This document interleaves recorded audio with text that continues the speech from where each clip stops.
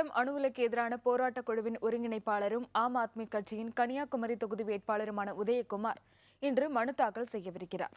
கன்னியாகுமரியில் சிறப்பு பிரார்த்தனையில் பங்கேற்கும் அவர் பின்னர் நாகர்கோவில் ஆட்சியர் அலுவலகத்தில் வேட்புமனு தாக்கல் செய்கிறார். இதேபோல் ஆம் ஆத்மி கட்சியின் பிற வேட்பாளர்களான புஷ்பராயன், ஏசுதாஸ் ஆகியோரும் இன்று வேட்புமனு தாக்கல் செய்வார்கள் என்று தெரிகிறது.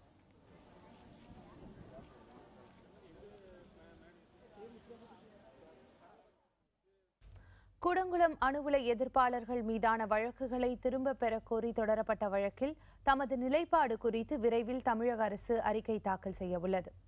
கூடங்குளம் அணு உலைக்கு எதிரான போராட்டக் குழுவின் ஒருங்கிணைப்பாளர் உதயகுமார் உள்ளிட்டவர்கள் மக்களவைத் தேர்தலில் போட்டியிட்டுள்ள நிலையில் அவர்கள் மீதான வழக்குகளை திரும்பப் பெற தமிழக அரசுக்கு உத்தரவிடக் கோரி உச்சநீதிமன்றத்தில் மனு தாக்கல் செய்யப்பட்டது. இந்த வழக்கில் தமிழக அரசு பதில் மனு தாக்கல் செய்ய உத்தரவிடப்பட்டது. இந்த வழக்கு விசாரணைக்கு வந்தபோது விரைவில் பதில் மனு தாக்கல் செய்யப்படும் என தமிழக அரசு தெரிவித்தது. இந்நிலையில் தேர்தல் முடியும் வரை உதயகுமார் உள்ளிட்டோரை கைது செய்யக்கூடாது என பிரசாந்த் பூஷன் வாதிட்டார். இந்த வாதத்தை கருத்தில் கொள்வதாக கூறிய நீதிபதிகள் வழக்கு விசாரணையை 2 வாரத்திற்கு ஒத்திவைத்தனர்.